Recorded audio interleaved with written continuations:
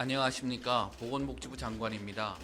오늘 보건복지부는 국민연금심의위원회의 심의를 거쳐 연금개혁 추진계획을 확정하였습니다. 1988년 도입된 국민연금은 국민의 노후 생활을 보장하는 핵심적인 제도로 기능해 왔습니다. 그러나 저출생과 고령화로 인해 심각한 지속가능성 위기를 맞고 있습니다. 연금개혁은 국가와 우리 아이들이 미래를 위해 시급히 해결해야 할 역사적 과제가 되었습니다. 정부는 연금개혁 논의의 계기를 마련하고 여야 간의 조속한 합의를 견인하기 위해 연금개혁안을 마련하였습니다. 이번 개혁안은 국민연금뿐만 아니라 기초, 퇴직, 개인연금 등 다층 연금 체계 틀 속에서의 구조개혁 방안을 담고 있으며 지난해 10월 수립한 5차 종합운영계획을 토대로 최신 인구 경제 데이터를 반영한 재정 전망, 21대 국회 공론화와 국민 의견 등을 세밀하게 검토하여 수립하였습니다. 이번 개혁안의 추진 방향은 세 가지입니다. 첫째, 장기적으로 지속 가능한 국민연금 제도를 만들겠습니다. 이를 위해 모수개혁, 기금 수익률 제고, 자동 조정 장치 도입 등 세 가지 과제를 추진하겠습니다. 우선 국민연금 보험료율을 현행 9%에서 13%로 인상하는 방안을 추진하겠습니다. 보험료율 13%는 21대 국회와 공론화 논의 내용, 국민적 수용성 등을 종합적으로 검토한 결과입니다. 다만 기업과 국민 부담을 완화하기 위해 보험료율은 단번에 인상하지 않고 매년 조금씩 단계적으로 인상하겠습니다. 소득 대체율은 올해 42%로 2007년 법 개정에 따라 2028년까지 40%로 조정될 예정이었습니다. 그러나 재정 안정과 함께 노후소득 강화도 필요하다는 국민 여러분들의 의견을 고려하여 42%로 인상하겠습니다. 기금 수익률도 높여 나가겠습니다. 기금 수익은 국민연금의 주요 재원으로 제도의 지속 가능성을 높이는 중요한 수단입니다. 기금 수익률을 1%포인트 올리면 보험료율을 2%포인트 인상하는 것과 유사한 재정 안정 효과를 낼 수 있습니다. 정부는 수익률이 높은 자산 비중을 확대하고 전문 인력 확충과 해외 사무소 개설 등 기금 운용의 전문성과 인프라를 강화하여 수익률을 1%포인트 이상 제고하겠습니다. 정부 제안대로 개혁이 이루어지는 경우 2072년까지 기금을 유지할 수 있을 것으로 전망됩니다. 다음으로 자동 조정 장치 도입 논의를 본격 추진하겠습니다. OECD 대부분의 국가들은 인구 구조 변화에 따라 연금액이 조정되는 장치를 운영하여 제도의 지속 가능성을 높여 나가고 있습니다. 국민연금은 물가 상승률에 연동하여 매년 연금액을 인상하고 있으나 자동 조정 장치를 도입하게 되면 기대 여명과 출생률 등 인구 변화도 연금액 조정에 반영하게 됩니다. 이 경우 연금액 인상분이 물가 상승분보다 낮아질 수는 있으나 기금 소진 시기는 더 연장됩니다. 그러나 다만 발동 요건이나 시기에 따라 효과가 달라질 수 있으므로 구체적인 도입 방안은 국회에서 심도 있게 논의될 수 있도록 지원하겠습니다. 둘째, 청년과 미래 세대에게 신뢰받는 연금 제도를 만들겠습니다. 보험료율은 단계적으로 인상하여 기업과 국민 부담을 최소화하는 한편 세대별로 보험료율 인상 속도를 차등화해 미래 세대 부담을 완화하겠습니다. 납부한 보험료에 비해 연금 혜택을 상대적으로 많이 받는 50대는 매년 1%포인트씩 4년에 걸쳐 인상하겠습니다. 가장 오래 그리고 가장 많은 보험료를 내야 하는 20대 청년들은 16년에 걸쳐 매년 0.25%포인트씩 인상하겠습니다. 세대 간 보험료율 인상 속도에 차이를 두는 것은 청년 세대에 대한 정부의 고민이 담겨 있습니다. 정부 제안대로 보험료율을 13%, 소득 대체율을 42%로 조정하면서 인상 속도를 모든 세대에게 동일하게 적용하는 경우 현재 59세인 가입자께서는 평균 7.8%의 보험료율과 56.5%의 소득 대체율을 적용받지만 올해 가입하는 18세 청년 가입자는 평균 12.8%의 보험료율과 42%의 소득 대체율을 적용받게 됩니다.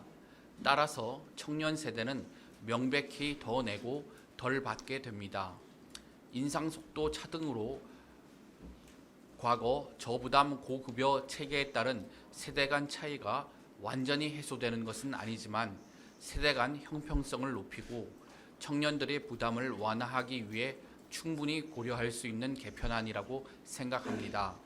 다만 보험료율 인상 속도 차등은 처음 시도하는 것인 만큼 국회에서 충분한 의견 수렴 과정을 거쳐 논의가 진행될 수 있도록 지원하겠습니다. 아울러 연금 지급에 대한 국가의 약속을 보다 명확히 규정하는 법률 개정을 추진하여 연금 수급에 대한 청년들의 우려를 해소하고 제도에 대한 신뢰를 확고히 하겠습니다. 셋째, 국민연금과 함께 기초연금, 퇴직연금, 개인연금을 개편하여 노후소득 보장을 강화하겠습니다. 우선 국민연금은 가입 기간을 늘릴 수 있도록 지원 제도를 강화해 나가겠습니다. 출산이나 군 복무 등으로 소득 활동을 하지 못하는 청년들을 위해 크레딧 지원을 확대하겠습니다. 출산 크레딧은 첫째화부터 가입 기간으로 인정하고 군 복무 크레딧도 군 복무 기간 등을 고려해 확대해 나가겠습니다. 국민연금 보험료 지원도 강화하겠습니다. 현재 실업이나 휴직 등으로 보험료를 납부하고 계시지 못하다가 보험료를 다시 납부하는 가입자를 대상으로 최대 12개월간 보험료를 지원하고 있습니다. 향후에는 보험료 지원 대상과 기간을 확대하여 경제적 사정으로 보험료 납부에 어려움을 겪는 저소득 가입자들이 장기적으로 가입할 수 있는 기반을 만들겠습니다. 현행 59세인 가입 상한 연령도 고령자의 고용 여건 개선과 병행하여 장기적으로 그 인상 여부를 검토해 나가겠습니다. 기초연금은 국민들께 약속드린 대로 40만 원까지 단계적으로 인상하겠습니다. 우선 2026년에는 경제적 어려움을 겪고 계신 저소득 어르신부터 기초연금액을 40만 원으로 인상하고 그 다음 해부터는 기초연금을 받으시는 모든 어르신들을 대상으로 확대하겠습니다. 기초연금을 받으면 생계급여가 삭감되는 현행 제도를 단계적으로 개선하겠습니다. 빈곤 상황에 있는 어르신들의 생활을 더욱 두텁게 보호하기 위해 생계급여를 수급하고 계신 어르신에게는 기초연금의 일정 비율을 추가로 지급하겠습니다. 추가로 지급한 기초연금은 생계급여 소득 인정에서 공제하여 실질적인 혜택을 늘리겠습니다. 다음으로 퇴직연금입니다. 퇴직연금 가입자는 현재 653만 명으로 적립금은 작년 말 기준 382조 원에 달합니다. 퇴직연금을 더욱 내실화하여 실질적인 노후소득 보장 수단으로 확립함으로써 현재 10.4%인 연금화 비율을 2035년 50%까지 높일 수 있도록 노력해 나가겠습니다. 퇴직금보다는 퇴직연금 제도가 확산되도록 사업장 규모 순으로 퇴직연금 도입을 단계적으로 의무화하겠습니다. 영세 사업장과 중소기업의 퇴직연금 가입을 촉진할 수 있는 인센티브 강화 방안도 마련하겠습니다.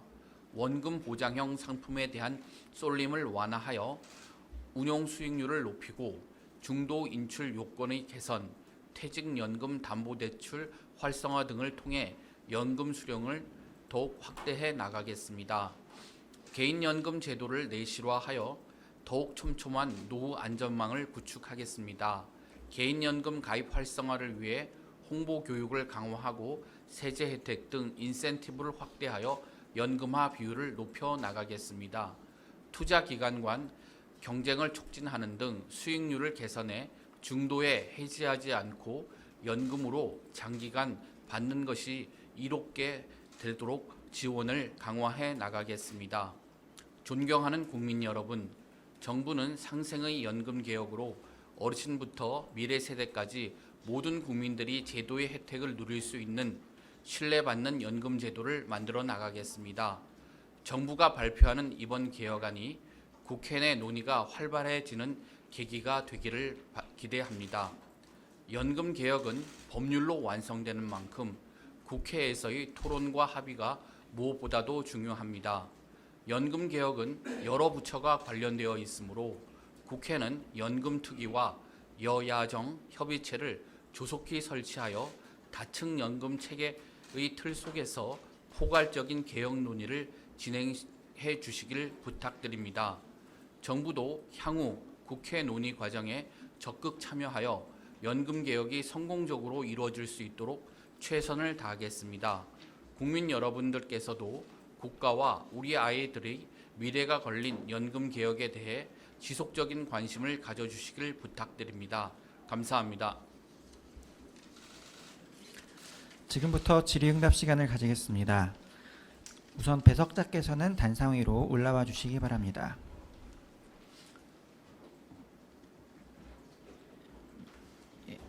배석자를 소개해 드리겠습니다. 기획재정부에서 윤인대 차관보 와주셨고, 보건복지부 이슬한 사회복지정책실장, 고용노동부 김유진 노동정책실장, 기획재정부 배성현 연금보건경제과장, 금융위원회 정선인 자산운용과장입니다. 질의응답은 기자분들의 질문에 답하는 형태로 진행됩니다. 구체적인 통계 등에 대한 문의는 대변인실로 부탁드리겠습니다.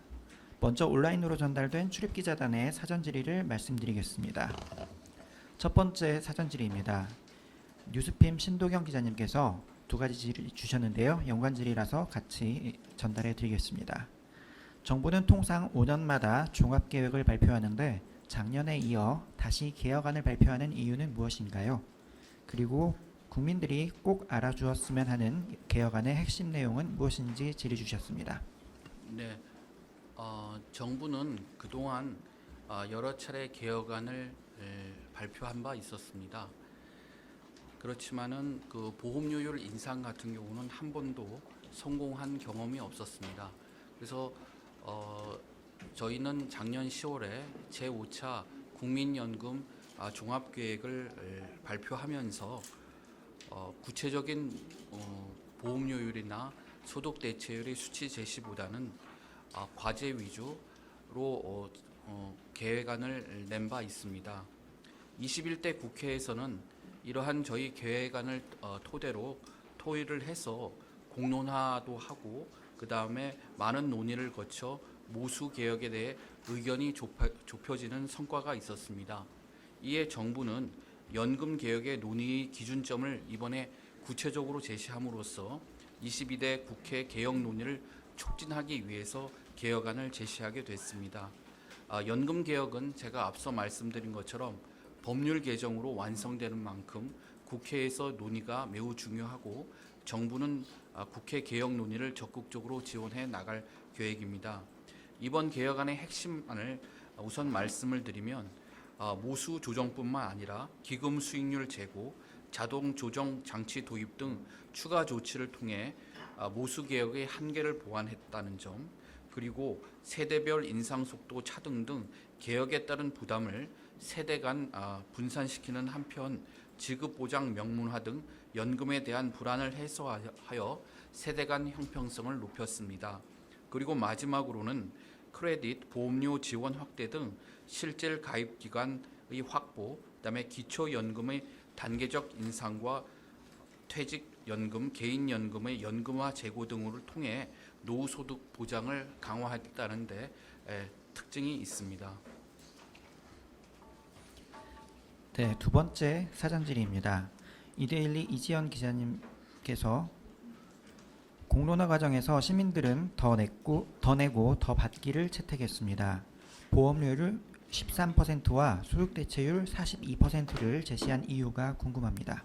네, 보험료율을 13% 인상안을 제시한 것은 연금 재정의 전망 그리고 국민들의 수용 가능성과 함께 21대 국회 논의 과정 그다음에 공론화에서 토의됐던 내용들을 반영을 해서 13%로 제시를 하였고요. 소득 대체율은 2007년 개혁의 취지나 재정 상황 등을 종합적으로 고려하면 당초대로 40%까지 단계적으로 인하가 바람직하지만 21대 국회 공론화 과정에서 지속 가능성과 함께 노후소득 보장 강화도 중요하다는 그러한 논의 내용을 감안을 해서 42% 수준을 유지하는 것으로 정부안을 제시하겠습니다.